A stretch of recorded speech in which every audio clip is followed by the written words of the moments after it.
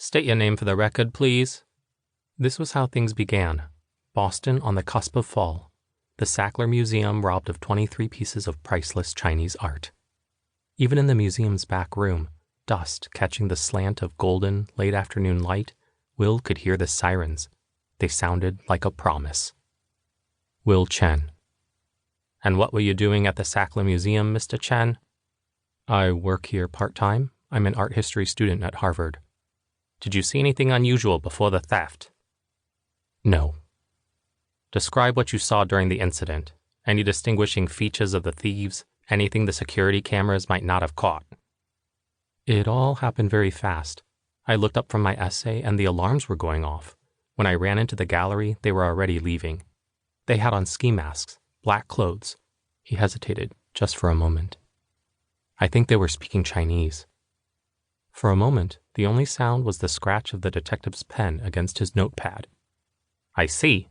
Do you speak Chinese, Mr. Chen? Yes, Does it matter? I couldn't really make out what they were saying. The alarms were going off at this point. Of course. And do you know what they stole? Will thought back to the empty room. If he closed his eyes, he could fit the pieces back where they were supposed to go. A pair of jade tigers, a dragon vase, a jade cup with 3 crested bronze birds mid-flight. Not really. I've been gone all summer. The detective slid a sheet of paper across the table. Can you read the title of this for me? It was a printout from the Harvard Crimson from late August. Will swallowed hard. What is ours is not ours. Chinese art and Western imperialism. Did you write this? Yes. The detective leaned forward, his fingertips touching. Tell me if this sounds suspicious to you. A Chinese student writes an article about looted art, and a few weeks later, Harvard's largest collection of Asian art is robbed. All the priceless pieces mentioned in the article, gone. Will leaned back in his chair. The golden light made everything feel like a painting, and he let his mind drift for a moment, thinking of the paper on Renaissance art that was due next week, the sculpture he still had to finish for his portfolio. Not particularly. And why is that? I was born in the U.S., Detective. Will looked for a badge, a name. Myers. Detective Myers. What is your... I'm Chinese American, Will said, lingering on the American. He adjusted the rolled-up cuff of his button-down, imagining how his sister would handle this situation. You said I was Chinese, but I was born and raised in the U.S., just like you, and I work part-time at the Sackler, and 3 weeks ago the Crimson published a paper I wrote for an art history class at Harvard. Last time I checked, none of those are crimes. Now, if you'll excuse me, I have homework to do. This is procedure, Mr. Chen. I just have a few more questions, if you will. Will rose. It might have been a small thing to be called Chinese instead of Chinese American, to have this detective who spoke in a Boston accent look at him as if this place, this museum, this art didn't belong to him, but it didn't feel like a small thing. Not when he was at Harvard, this place of dreams, and he was so close to everything he had ever wanted. It was his senior year, and the whole world felt on the verge of cracking open. I've told you everything I know, he said, and I know my rights. Next time you want to accuse me of something, go through my lawyer.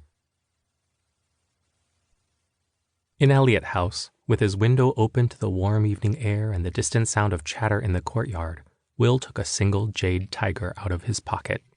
The stone was cool, almost cold against his skin. It shone in the halfway light, the jade a pale, almost translucent green, with veins of reddish-brown at the tiger's head and tail. Despite the centuries, the edges of the carving were sharp enough to cut. Jade tiger, one of a pair, the placard had read. Date, 3rd century BCE. Culture, Chinese. He had one tiger, the thieves had the other. It had been almost too easy to palm it. The glass between him and the art shattered in the theft. He traced a finger along the tiger's curved back, still a little in disbelief. He was sure it was worth hundreds of thousands, but that wasn't the important thing. The important thing was that it had been China's, and then it had been Harvard's, and now it was his. He thought back to the paper he had written for class. What is ours is not ours. Who could determine what counted as theft when museums and countries and civilizations saw the spoils of conquest as rightfully earned? From his coat pocket, a card fluttered to the floor. Will reached for it, his breath catching in the stillness. For a moment he was back at the Sackler, listening to the rapid staccato Chinese of the thieves, their voices a counterpoint to the wail of the alarms.